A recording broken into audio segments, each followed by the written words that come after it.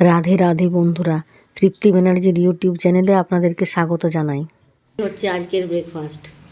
রুটি ঘি দিয়ে ভাজা হয়েছে, আলুর তরকারি আর দুধ চা।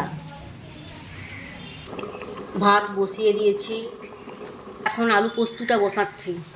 আর যেহেতু বৃহস্পতিবার তাই সব নিরামিষ।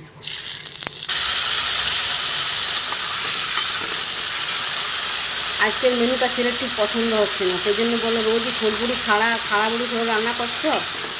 ছেলের জন্য গেলাম বাজারে ছাতু আনতে, কিন্তু বৃষ্টির জন্য দেখলাম ছাতুও ওঠেনি আর বাজারটাও ফাঁকা ফাঁকা, তাই ঘুরে এলাম। তো কাজের মেয়েটাকে বললাম, ভাই তুমি যখন যাবে তুমি ছাতু পেলে অল্প নিয়ে আসবে। সেও ঘুরে এলো, বললো বৌদি যখন অন্যদিন পাবো তখন তোমার জন্য নেবো, আমার জন্য নেবো। বললাম ঠিক আছে, আর কি করা যাবে বলো।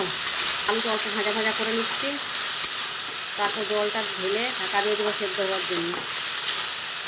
ছোটোবেলায় যখন বাবার সাথে মাঠে যেতাম তখন আলের মধ্যে যে ফুলকি ছাতুগুলো হতো সেগুলো নিয়ে আসতাম। সেগুলো সর্ষে, কাঁচা লঙ্কা, পেঁয়াজ রসুন দিয়ে ঝাল দিয়ে খুব খেতে ভালো লাগতো।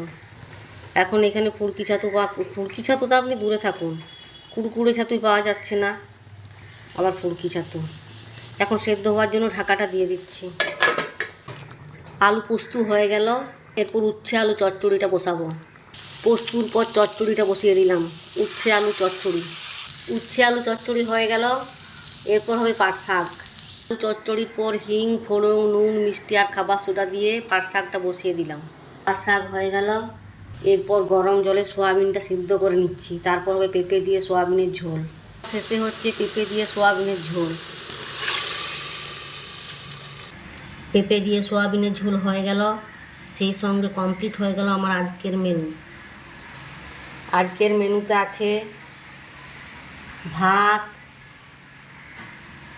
পেঁপে দিয়ে সোয়াবিনের ঝোল, উচ্ছে আলু চচ্চড়ি, দই, লেবু, পাট শাক আর আলু পোস্ত। আমার এই ভিডিওটা যদি আপনাদের ভালো লেগে থাকে তবে লাইক করবেন, কমেন্ট করবেন, আর নতুন হয়ে থাকলে সাবস্ক্রাইব করবেন আমার এই চ্যানেলটাকে।